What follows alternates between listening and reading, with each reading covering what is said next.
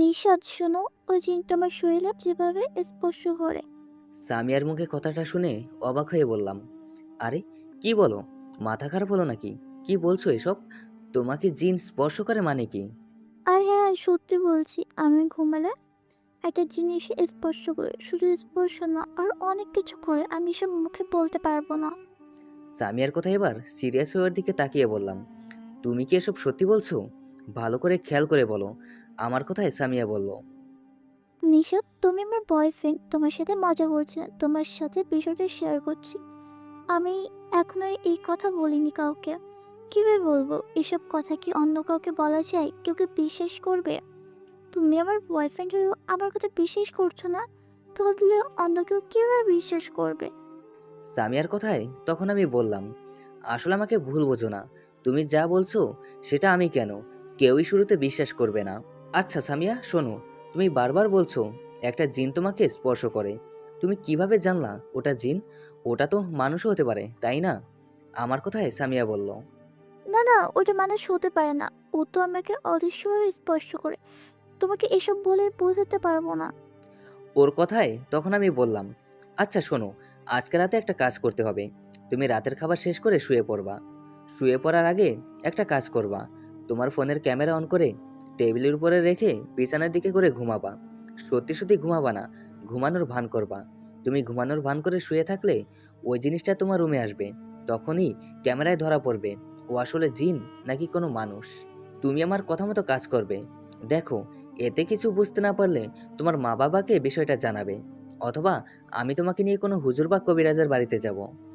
কথাটা বলে ওর কপালে হাত বুলিয়ে দিয়ে বললাম, ভয় পেও না, এরকম অনেকের সাথে হয়।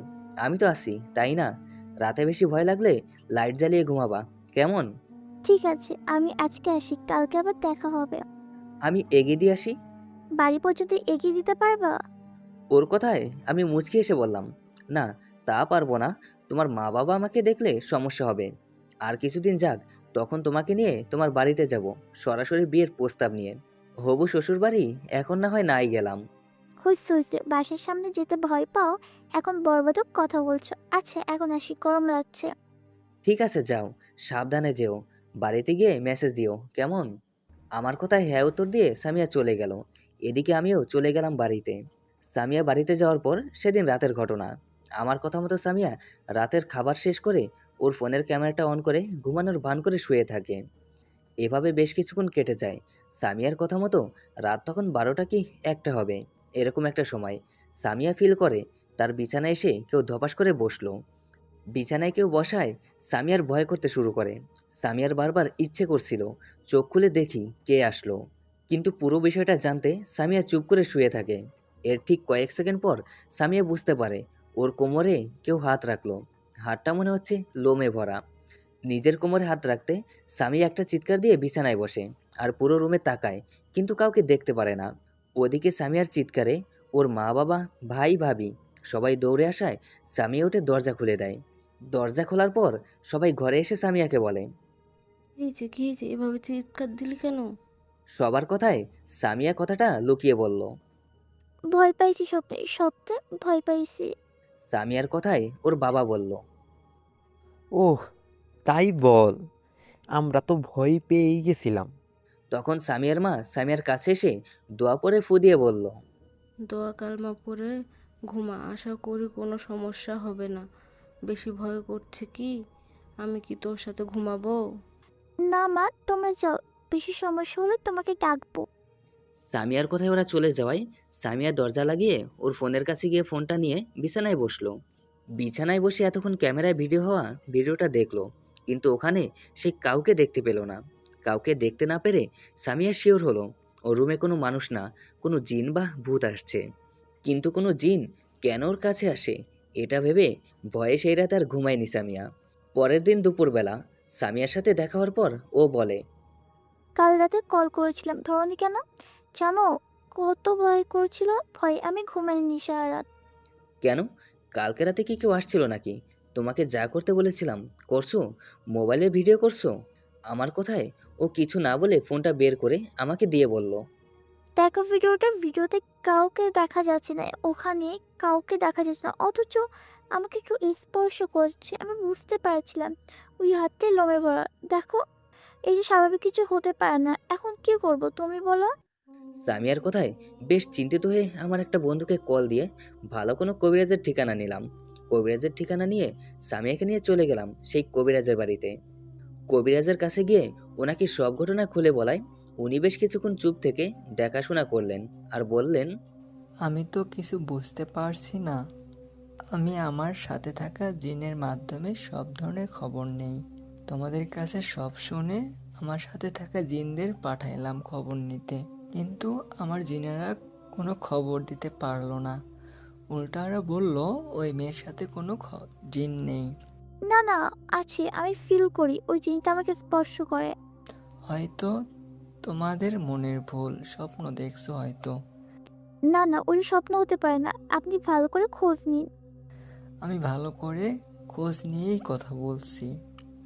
তোমরা চাইলে অন্য কবিরাজের কাছে যেতে পারো। আমার না জানা ছিল, আমি জানিয়ে দিলাম। তোমরা এখন যেতে পারো। কবিরাজের কথায় আমি সামিয়াকে নিয়ে বাড়িতে আসতে আসতে বলি, দেখলা কবিরাজ কি বলল? উনি তো বলল কিচ্ছু নেই, এদিকে তুমি বলছো তোমার কাছে কেউ না কেউ আসে। উনি হয়তো জানে না, কিন্তু নিষেধ বিশ্বাস করো, আমার কাছে কেউ আসে, আমাকে স্পর্শ করে। শুধু স্পর্শ না, শারীরিক সম্পর্ক করে আমার সাথে। কথাটা বলতে বলতে সামিয়া কান্না করে দিল। ওর কান্না দেখে ওকে শান্ত করে বললাম, কান্না করো না, সব ঠিক হয়ে যাবে। তুমি আজকে বাড়িতে যাও, আজকে রাতেও যদি এরকম হয় তাহলে বিষয়টা আর গোপন না রেখে তোমার মা বাবাকে জানাবা, কেমন? আমার কথায় সামিয়া রাজি হয়ে চলে গেল। ও বাড়িতে যাওয়ার পর অনেক ভয় ছিল, রোজ রাতের মতো আজ রাতের কোনো ঘটনা ঘটে কিনা। ভয়ে ভয়ে সেই রাতে খাবার খেয়ে ঘুমিয়ে গেল সামিয়া। ও ঘুমানোর পর কতক্ষণ ঘুমিয়েছে ওর মনে নেই। হঠাৎ সামিয়া খেয়াল করলো ওই জিনটা ওর কাছে আসছে আর ওর সাথে শারীরিক সম্পর্ক করছে। এরকম একটা অবস্থায় সামিয়া সাহস করে বলে উঠল, কে আপনি? আপনি কে? আমি জানি আমার কাছে কেউ আসে আর আমার সাথে এইসব করে। আপনি সামনে আসুন। কথাটা বলে সামিয়া বিছানা থেকে উঠে বসে। এমন একটা সময় সামিয়া খেয়াল করে তার বিছানা থেকে কালো ধোঁয়ার মতো কিছু একটা একটু দূরে সরে গিয়ে একটা ভয়ঙ্কর জিনের রূপ নিলেন। সেই জিনটার মুখের একদিকে পুড়ে যাওয়া, চোখের মনি দুটো সাদা, তার হাতে কোনো মাংস ছিল না, একদম কঙ্কালের মতো। এরকম একটা জিনকে দেখে সামিয়া প্রচণ্ড জোরে একটা চিৎকার করে জ্ঞান হারিয়ে ফেলে।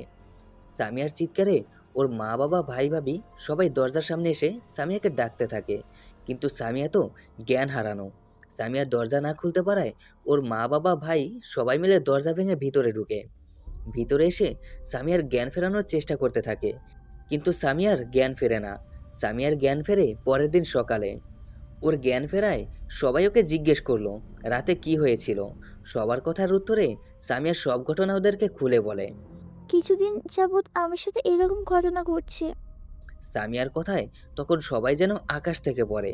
সবাই বলতে থাকে, এরকম ঘটনা কিভাবে সম্ভব? জিনেরা মানুষের সাথে এরকম করতে পারে? বিশ্বাস করার মতো ঘটনা না হলেও করতে হচ্ছে। কোনো মা বাবা সন্তানের কষ্ট দেখতে পারে না। সামিয়ার কষ্টে ওর মা বাবা সামিয়াকে নিয়ে একজন কবিরাজের কাছে যায়। কবিরাজের কাছে যাওয়ার পর সামিয়া কবিরাজকে সব ঘটনা খুলে বলল। কিছুদিন ধরে আমার সাথে এরকম ঘটনা ঘটে, আমি লজ্জায় আমার পরিবারের কাউকে বলতে পারিনি। কাউকে বলতে না পেরে আমি গতকাল আমার একটা বন্ধুকে নিয়ে একজন কাছে যাই। ওনার কাছে যাওয়ার উনি আমাকে দেখে বলেন আমার সাথে নাকি কিছু ঘটেনি, আমি নাকি স্বপ্ন দেখেছি। কিন্তু আমি তো জানি এটা স্বপ্ন না, এটা বাস্তব। বুঝতে পারছি। আমি দেখছি কোনো খোঁজ নিতে পারি কি না। কথাটা বলে কবিরাজ সামিয়া ও তার বাবাকে রেখে ওনার অন্য একটা ঘরে যান আর কিছুক্ষণ পর চলে আসেন। উনি এসে সামিয়ার মা বাবাকে বলেন, আসলে সত্যি বলতে আমিও তো কোনো খোঁজ নিতে পারলাম না। আমি সব সময় আমার ওই ঘরটাতে আমার জিনেদের সাথে সরাসরি কথা বলি। ওরা সরাসরি আমাকে সব বিষয় জানায়। কিন্তু আপনাদের মেয়ের বিষয়ে ওরা কিছু বলতে পারলো না। তবে হ্যাঁ, ওরা একটা কথা বলছে। ওরা বলছে আপনাদের বাড়িতে যেতে। সেখানে গিয়ে দেখলে হয়তো কোনো কিছু জানা যাবে। তাহলে তাই করুন, চলুন আমাদের সাথে আমাদের বাড়িতে। এখন না, আমাকে যেতে হবে রাতের বেলা। আপনারা আপনাদের বাড়ির ঠিকানা আমাকে দিয়ে যান। আমি আজকে রাতে আসবো আপনাদের বাড়িতে। কবিরাজের কথায় সামিয়ার বাবা ওনাকে বাড়ির ঠিকানা দিয়ে চলে গেলেন বাড়িতে।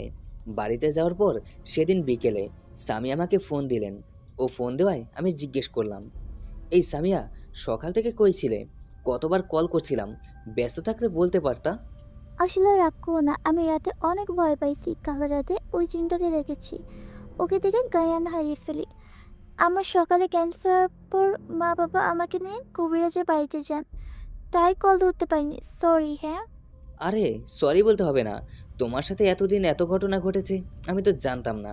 তা কবিরাজ কি বললো? কোনো সমাধান হলো কি? কবিরাজ কিছু বলতে পারিনি, তবে বলেছে আজকে রাতে আসবে আমাদের বাড়িতে। আচ্ছা, এখন রাখছি, পরে কল করবো, মা ডাকছে। কথাটা বলে সামিয়া ফোনটা রেখে দিল। ও ফোন রাখতেই ওর মা এসে বলল, সামিয়া, সেই সকাল থেকে না খেয়ে আছিস, বিকেল হয়ে গেল, আয় আয় কিছু খেয়ে নে। মা, খেতে ইচ্ছে করছে না, খাবো না। খাবো না বললে কি হয় বল, আয় খেয়ে নে। আরে চিন্তা করিস না, কবিরাজ তো বললো রাতে আসবে, আয় আমি তোকে খাইয়ে দিই। কথাটা বলে সামিয়ার মা সামিয়াকে নিয়ে খাবার খাওয়াতে গেলেন। সেদিন রাতে কথা মতো কবিরাজ সামিয়াদের বাড়িতে আসলেন আর পুরো বাড়িটা ঘুরে দেখলেন আর বললেন, এখানে এসেও তো তেমন কিছু বুঝতে পারছি না। তবে হ্যাঁ, এখানে একটা জিনের আসার আনাগোনা দেখতে পারছি। কিন্তু এটা বুঝতে পারছি এই জিনটাকে আর কেন আসে। এই জিনটার বিষয়ে আমার সাথে থাকা জিনেরাও কোনো খোঁজ নিতে পারছে না। কথাটা বলে কবিরাজ সামিয়ার ঘরটা বন্ধ করে দেন আর ওকে একটা তাবিজ দিয়ে বলেন এটা পরে থাকতে, তাতে কোনো সমস্যা হবে না। কথাটা বলে চলে যায় কবিরাজ, কিন্তু এতে সামিয়ার কোনো উপকার হয় না, কারণ সেদিন রাতেও ঘটে এক অদ্ভুত ও ভয়ঙ্কর ঘটনা। রোজ রাতের মতো সামিয়া সে রাতে শুয়েছিল। কবিরাজ এসে ঘরটা ও তাবিজ দেওয়ায় সামিয়া ভাবে আর কোনো সমস্যা হয়তো হবে না। এইভাবে সামিয়া ঘুমিয়ে গেল। সামিয়া ঘুমানোর কিছুক্ষণ পর ওর ঘুম ভেঙে গেল একটা আওয়াজে। মনে হলো ওর ঘরের জানালাটা কেউ ধাক্কা দিল। এরকম একটা আওয়াজে ঘুম ভেঙে যাওয়ায় সামিয়া চোখ খুলতেই চমকে উঠলেন, কারণ সামিয়ার থেকে 1-1.5 হাত উপরে সেই ভয়ঙ্কর জিনটা শূন্যে ভাসছে। সব থেকে ভয়ের বিষয়টা হলো সামিয়া ওকে দেখে চিৎকার দিবে, কিন্তু ও চিৎকার করতে পারছে না। ভয়ে চোখ বন্ধ করবে সেটাও পারছে না। সামিয়া যেন পাথর হয়ে গেছে। এরকম একটা সময় শূন্যে ভাসা জিনটা মোটা ও ভয়ঙ্কর কণ্ঠে বলে ওঠে, কি ভেবেছিলি কবিরাজ আসলে আর তাবিজ করে দিলে আমাকে আটকাতে পারবে? না, পারবে না। আমি চলি আমার মতো করি। কথাটা শেষ করে সেই জিনটা নিজ হাতে সামিয়ার শরীর থেকে তাবিজটা টান দিয়ে খুলে ফেলে দিলেন। তাবিজটা খোলার পর জিনটা বললেন, আমার যা ভালো মনে হয় আমি তাই করি। আমি কারো গোলাম নই। আমি যা করতে চাই তাই করি। কথাটা বলে সে জিনটা সামিয়ার শরীরে স্পর্শ করে। শুধু স্পর্শ না, সামিয়ার সাথে শারীরিক সম্পর্কও করে। এদিকে অসহায় সামিয়া চিৎকার ও নড়াচড়া করতে পারছিল না। সামিয়ার চোখ বেয়ে শুধু পানি পড়ছিল। এভাবে বেশ কিছুক্ষণ পর সামিয়া বেহুশ হয়ে পড়ে। সামিয়ার হুঁশ ফিরে সকালে ওর মায়ের ডাকে। সামিয়ার মা দরজায় ঠকঠক করছে আর বলছে, সামিয়া, এই সামিয়া, কি হলো? এত বেলা করে ঘুমাচ্ছিলি কেন? শরীর খারাপ নাকি? মায়ের ডাকে সামিয়া তাড়াহুড়ো করে বিছানায় বসে আর এদিক সেদিক তাকিয়ে দেখে ঘরে কেউ আছে কিনা, কিন্তু না, ঘরে কেউ নেই। ঘরে কাউকে না দেখে বিছানা থেকে উঠে আয়নার সামনে গিয়ে দেখে একটা অবাক করা ঘটনা। সামিয়া দেখে ওর হাতে ও গলায় আঁচড়ের দাগ। মনে হচ্ছে কেউ চিকন সুচালু কিছু দিয়ে আঁচড় কেটেছে। নিজের এরকম অবস্থা দেখে ও দরজা খুলে বিছানায় বসে কান্না করতে থাকে। তখন ওর মা ঘরে ঢুকে সামিয়ার কাছে এসে জিজ্ঞেস করে। সামিয়া, মা, কি হয়েছে? কান্না করছিস কেন? মায়ের কথার জবাবে সামিয়া ওর হাত ও গলার দাগগুলো দেখায়। তখন ওর মা বলেন, এসব আচরের কাটার দাগ কিভাবে হলো? তখন সামিয়া গতকাল রাতে ঘটে যাওয়া সব ঘটনা ওর মাকে খুলে বলে। সব শুনে সামিয়ার মা বলেন, এটা কিভাবে সম্ভব? কবিরাজ ঘরটা বন্ধ করার পর, তাবিজ দেওয়ার পরও এসব ঘটেছে? কই গো সামিয়ার বাপ, এদিকে আসো, তাড়াতাড়ি আসো। সামিয়ার মায়ের ডাকে ওর বাবা আসতেই দেখো তোমার মেয়ের অবস্থা, দেখো গত রাতেও ভয় পাইছে, দেখো ভয়ে কান্না করছে। মেয়ের কান্না দেখে সামিয়ার বাবা সামিয়ার কাছে গিয়ে মাথায় হাত বুলিয়ে দিয়ে বললেন, মা, তুই কান্না করিস কেন? দেখ মা, আমরা আছি না। আমরা আজকে তোকে আরো বড় অনেক কবিরাজের কাছে নিয়ে যাব। তুই একটুও ভয় পাসনি মা, আমরা আছি না। যা ফ্রেশ হয়ে নে, আমি দেখছি কোনো কবিরাজ বা তান্ত্রিকের দেখা পাওয়া যায় কিনা। সামিয়ার বাবার কথায় সামিয়ার মা সামিয়াকে নিয়ে ফ্রেশ হতে চলে গেলেন। এদিকে তখন সামিয়ার বড় ভাই সেখানে এসে জিজ্ঞেস করলেন। বাবা কি হয়েছে? ছেলের কথায় সামিয়ার বাবা সব ঘটনা ওকে খুলে বলায় সামিয়ার ভাই বললেন। বাবা, আমি একজন তান্ত্রিকের ঠিকানা দিচ্ছি, তুমি ও মা মিলে সামিয়াকে নিয়ে সেখানে যাও। কথাটা বলে সেই তান্ত্রিকের ঠিকানা বলে দিলেন। তান্ত্রিকের ঠিকানা পেয়ে সামিয়ার বাবা কিছুক্ষণ পর সামিয়াকে নিয়ে চলে গেলেন সেই তান্ত্রিকের কাছে। তান্ত্রিকের কাছে যাওয়ার পর সামিয়ার বাবা ওনাকে সব ঘটনা খুলে বললেন। সব শুনে তান্ত্রিক বললেন। আপনারা একটু অপেক্ষা করুন, আমি জিনদের পাঠাচ্ছি, খোঁজ নিয়ে আসুক, দেখি কি বলে। কথা মতো তান্ত্রিক সেটাই করলেন। তার সাথে থাকা জিনটাকে পাঠালেন খবর নেওয়ার জন্য। এদিকে সামিয়ার মা বাবা ও সামিয়া সেখানেই অপেক্ষা করতে লাগলেন। ওরা অপেক্ষা করতে করতে প্রায় 2 ঘন্টা পর সেই তান্ত্রিক এসে সামিয়ার মা বাবাকে উদ্দেশ্য করে বললেন। আমি জানি না আপনারা কার কাছে আমার ঠিকানা নিয়ে আমার কাছে এসেছেন। এখানে এসে আমাকেও আমার ঘটনা দেখে হয়তো অবাক হচ্ছেন। আমি মানুষদের সাথে সমাজেই থাকি না। থাকি না বলতে সমাজে আমাকে থাকতে দেয় না। আমি জিন পালি, মানে আমার সাথে বেশ কয়েকটা জিন আছে, বিভিন্ন গোত্রের। আমি কালো জাদু করি বলে সমাজে মানুষ আমাকে ত্যাগ করেছে, তাই আমি এখানে একাকী এই ঘরে বসবাস করি। আমি আমার বিষয়ে এত কথা বললাম কেন জানেন? কারণ একটু পর বুঝতে পারবেন। শুনুন, একটু আগে বললাম না আমার সাথে অনেক জিন থাকে। আমি আপনার মেয়ের সমস্যার কথা শুনে আমার থাকা 2টি জিনকে পাঠাই খোঁজ নিতে। ওরা খোঁজ নিতে গিয়ে কিছুক্ষণ পর এমনিতে ফিরে আসে কোনো খোঁজ না পেয়ে। ওরা খোঁজ নিতে আসছে না পারায় আমি ওদের থেকে শক্তিশালী আরো 2জন জিনকে পাঠাই, কিন্তু তারাও খোঁজ নিয়ে আসতে না পারে চলে এসেছে। এরপর 4জন জিন কোনো খোঁজ নিয়ে না আসতে পারায় আমি আমার সাথে থাকা সবচেয়ে শক্তিশালী ক্ষমতাধর এক পিশাচ জিনকে পাঠাতে খোঁজ নিতে। আমার কথায় ও গিয়ে খোঁজ নিয়ে বেশি কিছু জানতে পারে না। আমার সকল জিন খোঁজ নিতে গিয়ে খোঁজ না পাওয়ার মানে এই দাঁড়ালো, আপনার মেয়ের কাছে যে জিনটা আছে ও প্রচণ্ড শক্তিশালী। আমি বুঝতে পারছি না এত বড় শক্তিশালী জিন আপনার মেয়ের কাছে আসে এবার শারীরিক সম্পর্ক করে। তান্ত্রিকের কথায় তারা সবাই ভয় পেয়ে যায় আর বলে। আপনি একটু ভালো করে খোঁজ নিয়ে দেখুন না, কেন ওই জিনটা সামিয়ার কাছে আসে।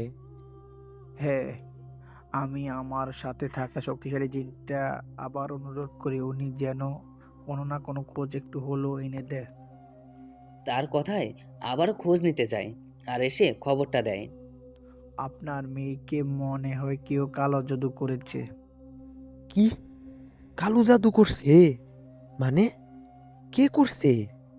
আমি শিওর না, আমারও আমার সাথে থাকা জিনদের ধারণা। আমি মনে হয় আপনার সমস্যা সমাধান করতে পারবো না, তবে আমি আপনার কিছু কথা বলি।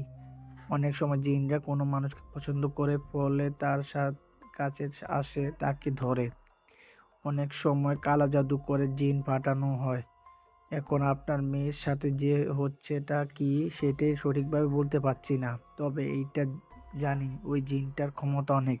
আপনারা মেয়েটাকে বিয়ে দিয়ে দিন, তাহলে ওই জিনটা হয়তো আর আসতে নাও পারে। তান্ত্রিকের কথায় সামিয়ার মা বাবা ও সামিয়া চিন্তিত হয়ে বাড়িতে চলে যায়। বাড়িতে যাওয়ার সেদিন বিকেলবেলায় সামিয়া আমাকে কল দেয় আর তান্ত্রিকের বলা সব কথা খুলে বলে। সব শুনে আমি সামিয়াকে বলি, সামিয়া আসলে কি বলবো, ঘটনা এখন শুধু তোমার সাথে ঘটছে না, আমার সাথেও ঘটে। আমি গতকাল রাতে ওই ভয়ঙ্কর জিনটাকে দেখেছি। সেই জিনটা আমার বুকের উপর বসে আমার গলা চেপে ধরেছিল। যা আমার তা অন্য কারো হতে পারে না।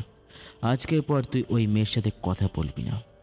আমি কাউকে সাবধান করি না, মেরে ফেলি, কিন্তু তোকে একটা সুযোগ দিলাম। আমার কথায় সামিয়া কান্না করতে করতে বলে।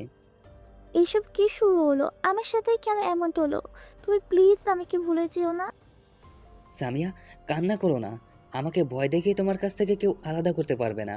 এতে আমার মৃত্যু হলে হবে, ওই জিনটা যা করার করুক, আমি তোমার সাথে কথা বলবো, আমাদের কথা হবে। তান্ত্রিক বলেছে আমাকে বিয়ে দিতে। এখন মা বাবা যদি তান্ত্রিকের কথা মতো আমাকে অন্য কোথাও বিয়ে দেয়, তখন কি হবে? না না, অন্য কোথাও বিয়ে হবে না তোমার। দরকার হয় আমি তোমার মা বাবার কাছে বিয়ের প্রস্তাব নিয়ে যাব। তোমার মা বাবা তোমাকে অন্য কারোর সাথে বিয়ে দিতে চাইলে বা বিয়ের কথা তুললে আমাকে বলবা, আমি বিয়ের প্রস্তাব নিয়ে যাব। আমার কথায় সামিয়া রাজি হয়ে ফোনটা রেখে দিল। এই ঘটনা রাতে সামিয়ার সাথে আবার ওই একই ঘটনা ঘটলো। জিনটা রোজ রাতের মতো সামিয়ার কাছে আসলো ও শারীরিক সম্পর্ক করে চলে গেল। কিছুদিন ধরে সামিয়ার সাথে এরকম ঘটনা আমি মানতেই পারছিলাম না। তাই অন্য একজন বড় কবিরাজের কাছে গিয়ে জানতে পারি সামিয়াকে সত্যি সত্যি কালো জাদু করা হয়েছে। কবিরাজের কথায় আমি সামিয়াকে কল দেই আর বলি, সামিয়া, আমি জানতে পারছি তোমাকে কালো জাদু করা হয়েছে। আমাকে কবিরাজ বলল তোমাকে তোমার আত্মীয়দের মধ্যে কেউ কালো জাদু করছে। তুমি চাইলে তোমার মা বাবাকে নিয়ে আসো। আমি যে কবিরাজের কাছে গিয়েছি তোমরা এসে নিজের কানে শোনো, তোমাকে তোমার আত্মীয়র মধ্যে কেউ কিছু করেছে। হ্যাঁ, আমিও এরকম সন্দেহ করেছিলাম। আমি জানি কি হতে পারে। কি? তুমি জানো কে করেছে বলো? একজন না, আমার সন্দেহ হয় দুই পরিবারকে। এক আমার খালা আর তার পরিবার, দুই আমার ফুপু ও তার পরিবার। সামিয়ার কথায় আমি কিছু বুঝতে না পেরে বললাম, মানে তুমি আমাকে বিষয়টা খুলে বলো তো। আমার খালাতো ভাইয়ের সাথে আমার বিয়ে দেওয়ার কথা বলছিল। আমার তো খালাতো ভাই ও খালা আমাকে অনেক পছন্দ করে, কিন্তু আমার বাবা আত্মীয়র মধ্যে আমাকে বিয়ে দেবে না। শুধু খালা না, ফুফাতো ভাইও আমাকে পছন্দ করে বিয়ে করতে চায়। আগে বলেছিলাম বাবা কোনো আত্মীয়ের মধ্যে আমাকে বিয়ে দেবে না। এই নিয়ে খালা ফুপুদের সাথে আমাদের অনেক ঝগড়া হয়। ঝগড়ার সময় আমাকে নিয়ে খালার ফুপারা অনেক কথা বলে। এখন তুমি বলছো আমি কালো জুতো করা হয়েছে। যদি সত্যি তাই করা হয় তাহলে ওইটা ওদের মধ্যে কেউ হতে পারে। তুমি বিষয়টা বাড়িতে জানাও, ও তোমার ফুফুর বাড়ির সবাই ও খালার বাড়ির সবাইকে হাজির করো আর বিচার করো ওদের। আচ্ছা, তুমি ফোনটা রাখো, আমি মা বাবা ও ভাইয়ের সব ঘটনা খুলে বলি। কথাটা বলে সামিয়া ফোন রেখে দিল। ফোন রেখে সামিয়া ওর বাবা মাকে সবাইকে ঘটনাটা খুলে বলল। সামিয়া বলল, আমি কালো জুতো করা হয়েছে, কে করছে সেটা সঠিকভাবে জানা যায়নি, তোমরা সবাইকে ডাকো। সামিয়ার কথায় ওর বাবা তাই করলেন। সামিয়ার খালার বাড়ির সবাই ও ফুফুদের বাড়ির সবাইকে ওদের বাড়িতে ডাকলেন। সামিয়ার বাবার ডাকে সবাই আসায় সামিয়ার বাবা সবাইকে উদ্দেশ্য করে বললেন, দেখুন, এখানে সবাইকে ডাকা হয়েছে বিশেষ একটা কারণে। আমার মেয়ে সামিয়া, ওর সাথে অদ্ভুত কিছু ঘটনা ঘটেছে। আমরা অনেক চেষ্টা করে জানতে পারছি ওকে কালো জাদু করা হয়েছে। কে করছে সেটা জানতে পারিনি বলেই সবাইকে ডাকা। আমি তোমাদের সবাইকে ডাকছি কারণ সন্দেহটা তোমাদের উপরেই। আমার মেয়ে সামিয়ার সাথে তোমাদের ছেলের বিয়ে দেইনি বলে রাগের বশে তোমাদের মধ্যে কেউ না কেউ এই কাজটা করছো। এখন কে করছো এটা স্বীকার করো, এতে তোমাদের জন্যই ভালো হবে। সামিয়ার বাবার কথায় ওর ফুফু সামিয়ার বাবাকে বলে, ভাইজান, আমি আপনার আপন বোন। আপনার মেয়েকে আমার ছেলের বউ করতে চাইছিলাম, কিন্তু পারিনি। এই নিয়ে ঝগড়াও হয়েছে, কিন্তু আপনি কিভাবে ভাবলেন আমি আমার নিজের ভাতিজিকে কালো জাদু করব বা আমার ছেলে করবে? আপনি এই রকম একটা সন্দেহ আমাদের করতে পারলেন? ওদিকে সামিয়ার খালাও বলল একই কথা। সামিয়ার খালা বলল, দুলা ভাই, আমিও আমার পরিবার এমন না। আপনি ভুল ভাবছেন আমাদেরকে। সামিয়াকে আমার ছেলে পছন্দ করে, ওকে বিয়ে করতে পারেনি, তাই বলে কালো জাদুর মতো একটা জঘন্য পাপ কাজ আমরা কিভাবে করতে পারি? আমরা এ বিষয়ে কিছু জানি না। তোমরা দুজনই আমার আপনজন, কিন্তু আপনজন বলে যে আমার মেয়ের ক্ষতি করবে না তা কিন্তু না। আমি আজ বা কাল আমার মেয়েকে কালো জাদু করছে সেটা জেনে ছাড়বো, তখন আর বাঁচার উপায় থাকবে না। আমাদের কথা চিন্তা না করে এটা চিন্তা করা, যেদিন সত্যিটা জানতে পারবেন সেই দিন কি হবে? যেই দিন জানবেন আমরা কেউ দোষী না, সেদিন কি হবে? আমরা সেই দিনের অপেক্ষায় থাকলাম। কথাটা বলে সবাই চলে গেল। সবাই চলে যাওয়ার পর সামিয়ার মা বাবা ভাবতে লাগলেন, কে করতে পারে এমন কাজ? আসলেই কি সামিয়াকে কালো জাদু করা হয়েছে, নাকি এর পিছনে লুকিয়ে আছে অন্য কোনো রহস্য? যাই হোক, ভাবতে ভাবতে সেদিন চলে যায়। সেদিন রাতে সামিয়া একা না ঘুমিয়ে ওর মায়ের সাথে ঘুমায়, কিন্তু এতেও কোনো লাভ হয় না। সেই ভয়ঙ্কর জিনটা সামিয়ার কাছে আসে ও শারীরিক সম্পর্ক করে চলে যায়। যাবার আগে বলে যায়, আর মাত্র কয়েকদিন, কিছুদিন পর আমি আমার কাজ করে চলে যাব। জিনটা চলে যাওয়ার পর সকালে সামিয়া ওর মা বাবাকে সব খুলে বলায়। সামিয়ার মা বাবা ও ভাই পাগলের মতো কবিরাজ তান্ত্রিক হুজুর এসবের খোঁজ করতে থাকে। খোঁজ করতে করতে সামিয়ার ভাবির দাদা একজন মাদ্রাসার হুজুরের কথা বলেন। সামিয়ার ভাবির দাদা বলেন, ওই হুজুরের কাছে গেলে আশা করি উনি আল্লাহর রহমতে আপনাদের সমস্যা সমাধান করবে। ওনার কথায় সামিয়ার ভাই ও তার বাবা চলে যায় সেই হুজুরের কাছে, ওনার মাদ্রাসায়।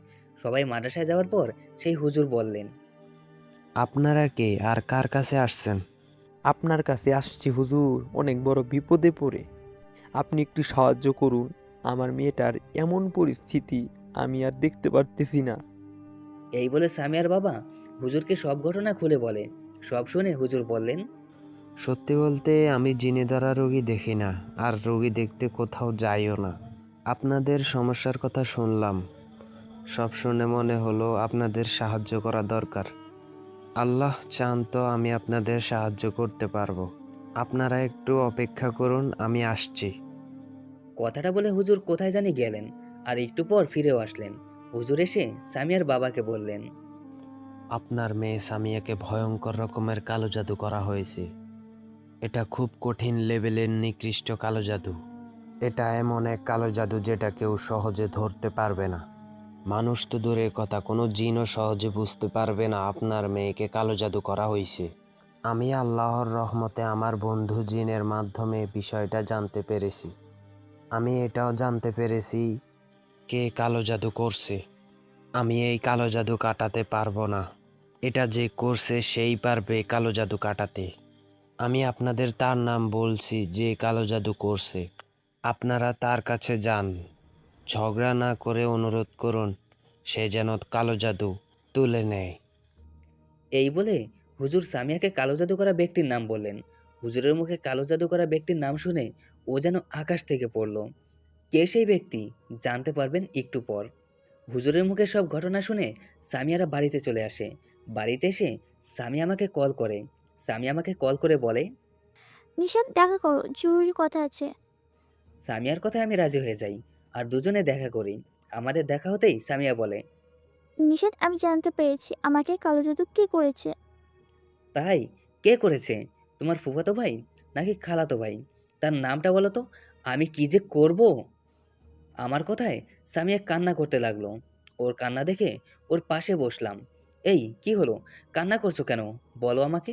আমার কথায় সামিয়া কান্না ভরা চোখে আমার দিকে তাকিয়ে বলল, দুনিয়া থেকে সত্যিকারের ভালোবাসা নেই, ভালোবাসা বলতে কি সব অভিনয়। সামিয়ার কথায় আমি কিছু বুঝতে না পেরে বললাম, কি বলো, তোমার কথা তো কিছুই বুঝতেছি না। আর কত অভিনয় করবার। তুমি কেন করলে এটা নিশাদ? তোমার ভালোবাসার সুযোগ নেই এমনটা করতে পারলে? বয়ফ্রেন্ড হয়ে আমি কালো জাদু করতে পারলে?